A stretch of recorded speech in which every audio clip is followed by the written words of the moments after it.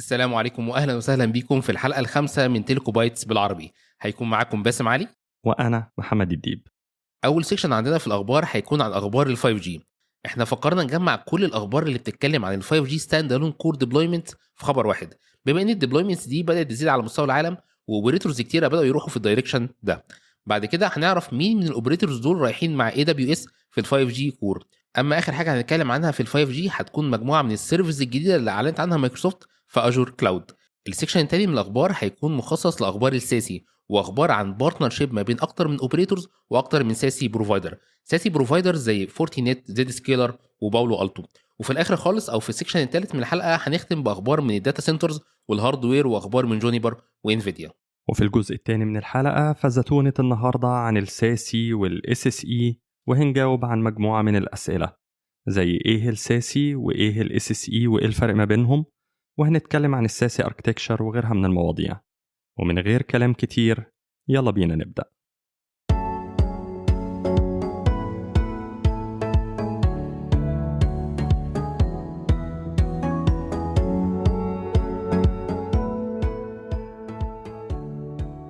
اول خبر من اخبار ال 5G ستاند الون المجمعه اللي معانا النهارده هيكون من فودافون في المانيا، واللي اعلنت عن وصول عدد السبسكرايبرز اللي ترمينيتد على الستاند الون كور الخاص بيهم لحوالي 10 مليون يوزر، ودول بيمثلوا حوالي 25% من اجمالي عدد السبسكرايبرز الموجودين في فودافون. بالاضافه لكده فودافون بتتوقع ان هم يوصلوا لحوالي 60 مليون يوزر على سنه 2023. هو خبر ممتاز طبعا يعني، بس التحفظ الوحيد من ناحيه على الخبر ده هو ان فودافون اطلقت على السيرفيس الجديده بتاعتهم اسم ال 5G بلس، وده طبعا ممكن يعمل نوع من انواع الكونفيوزنج عند الكونسيومر العادي او حتى عند الناس التكنيكال، ويحسوا ان ال 5G بلس اللي بتقدمه فودافون هي حاجه اسرع من ال 5G من ناحيه السرعه مقارنه بباقي الاوبريتورز، وده طبعا حاجه مش حقيقيه، انما هي بس مجرد ماركتنج ترم مش اكتر. الخبر التاني برضه هيبقى من فودافون، لكن المرة دي من إنجلترا، واللي فيه فودافون أعلنت عن نجاح أول تجربة أو ترايل ما بينها وما بين إريكسون عن ال 5G نتورك سلايسنج. النتورك سلايسنج لو تفتكروا كنا اتكلمنا عنه في أول حلقة، وقلنا إنها واحدة من أهم اليوز كيسز في ال 5G، واللي فيها الأوبريتور يقدر يقسم أو يفيرجوالايز النتورك انفراستراكشر بتاعته لمجموعة من السلايسز، وكل سلايس ليها مجموعة من الكاركترستكس المختلفة، زي مثلا سلايس اليوزرز فيها بياخدوا أعلى سرعة ممكنة، وسلايس تانية يكون فيها أقل latency ما بين اليوزر والريسورسز، وسلايس تالتة ممكن يكون فيها الماسيف ماشين تايب كوميونيكيشنز، والماشينز دي ممكن تبقى حاجة زي السنسورز، واللي ممكن توصل لحد 1,000,000 سنسور في الكيلومتر المربع الواحد، وده بالمناسبة رقم كبير وأكبر ب10 أضعاف من الرقم في ال 4G نتورك. تمام كده. طيب في سؤال مهم بيطرح نفسه، هل النهارده في تطبيقات او ابلكيشنز بدات تاخد صوره او بدا يظهر ليها جوانب كوميرشال على ال 5G نتورك؟ ده اللي نقدر نعرفه من الخبر الثالث، واللي فيه اعلنت سوني بلاي ستيشن انها قدرت توصل لل 8K لايف ستريمينج على ال 5G نتورك.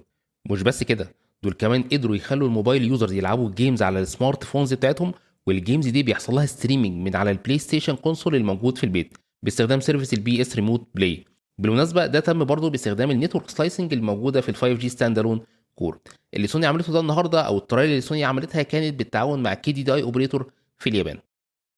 على الناحية التانية برضو لقينا إن فرايزون بدأت تتعاون مع أكتر من شركة جيمنج عشان تعمل ديفلوبمنت الجيمز بتستخدم ال Augmented Reality وال Virtual Reality على ال 5G Ultra Wide الخاصة بفرايزون، وطبعا بالضرورة هتعتمد على الميك تكنولوجي والنتورك سلايسنج عشان تحقق أعلى جودة ممكنة للجيمنج جرافيك دوت. وطبعا منطقي إن الجيمز دي هتكون حصريا لمستخدمي فرايزون. الشاهد إننا نقدر نتوقع إن الجيمنج والفي آر هيكونوا من أوائل التطبيقات اللي هيتعمل لها مونيتايزنج ويكون ليها بيزنس كيس حقيقية على أرض الواقع في ال 5G. اخر خبر من اخبار ال 5G ستاند الون في الاسبوعين اللي فاتوا هو ان شركه زين الكويتيه اختارت سيسكو عشان تعمل ال 5G ستاند الون كور. المعلومات والتفاصيل حوالين الخبر ده ما كانتش كتير قوي، بس الخبر كان مركز الى حد كبير على ال 5G بزنس تو بزنس سيرفيسز والانتربرايزز عامه. مش عايزين ننسى ان سيسكو كانت اعلنت عن اطلاق البرايفت 5G كور الخاص بيها في خلال مؤتمر الام دبليو سي اللي فات. فهل برضه هتكون زين هي اول اوبريتور سيسكو هتشتغل معاه في البرايفت 5G كور؟ خلينا نشوف. جدير برضو بالذكر ان 40% من الترافيك في زين الكويت النهارده جاي من ال 5G يوزرز بس على النون ستاند الون كور.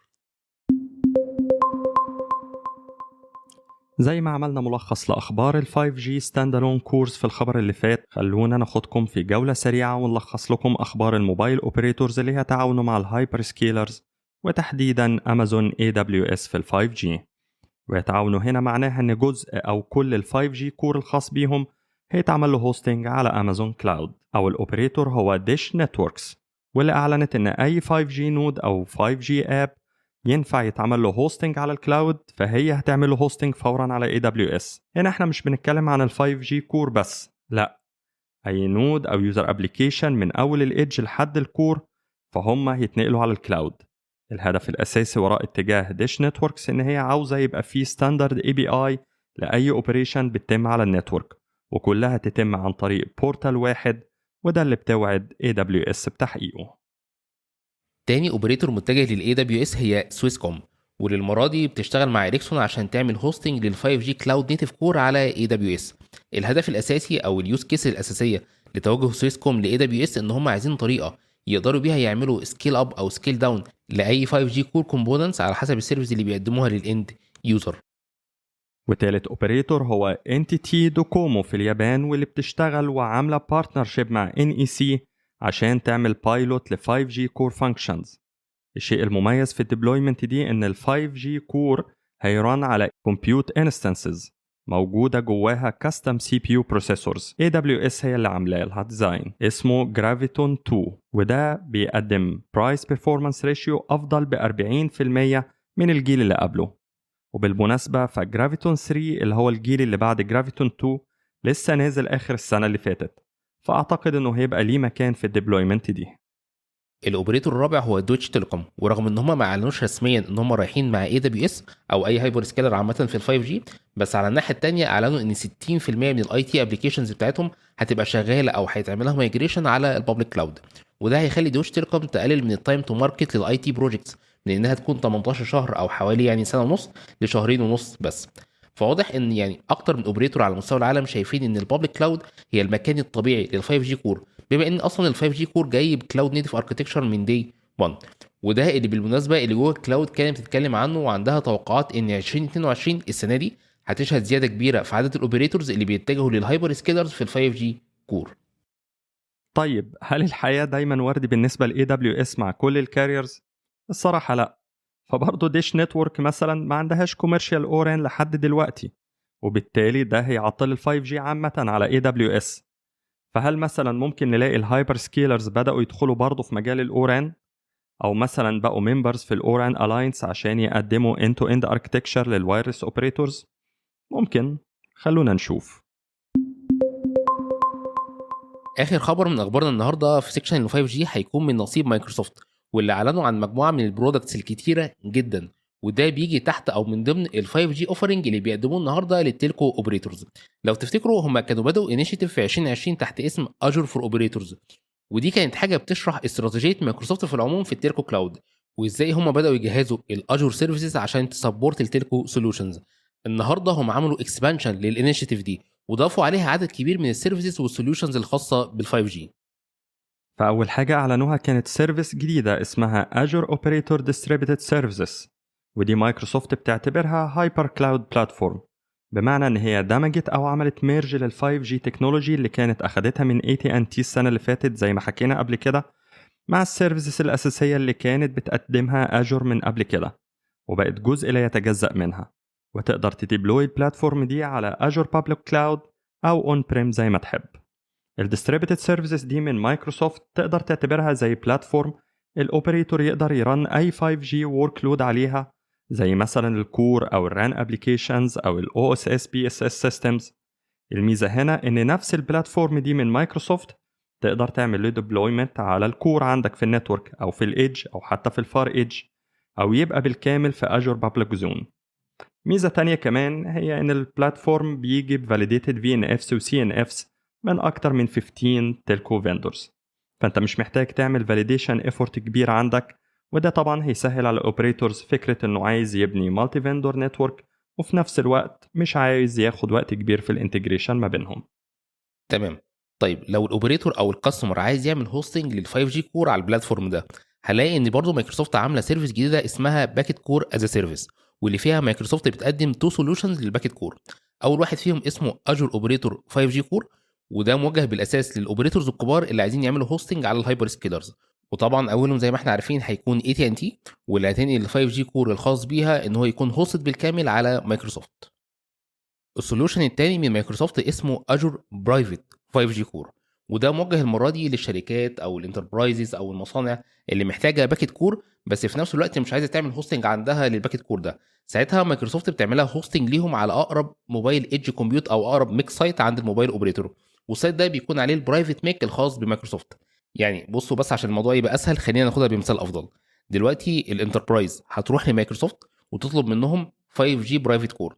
مايكروسوفت هتشوف مين من الاوبريتورز اللي شغالين معاها وعندهم ايدج سوليوشنز من مايكروسوفت موجوده في نفس المكان اللي فيه الانتربرايز ده. ساعتها هتعمل ديبلويمنت لل 5G برايفت كور عند الاوبريتور، والانتربرايز هتعمل مانج للباكيت كور عن طريق مايكروسوفت بورتال. على فكرة كل البروسيس دي هتبقى ثرو مايكروسوفت، فأنت مش بتتعامل مع الأوبريتور نهائي في أي مرحلة من المراحل. وعشان ده يتم بصورة سيملس بالنسبة ليك، مايكروسوفت بتتعاون مع أكتر من أوبريتور عشان يقدموا الخدمة دي، منها اتصالات الإمارات و AT&T وسويس كوم وتليفونيكا. ده من ناحية، ومن ناحية تانية بتعمل فاليديشن للباكيت كور ده مع أكتر من ران فيندور زي ايرسبان وفوجيتسو وباراليل وايرلس وغيرهم عشان تضمن إن ما يبقاش في مشاكل انتجريشن من أي نوع. من الآخر مايكروسوفت بتحاول تشيل من عليك أي هيدك في الانتجريشن، وفي نفس الوقت عايزة تديك validated design لل 5G private core الخاص بيك. والvalidated design ده جاي من أكتر من موبايل فيندور وبيشتغل مع أكتر من اوبريتور. وفي الآخر خالص كل دوت integrated from day one مع Azure Services. انت بس عليك انك تدفع وهم عليهم الباقي.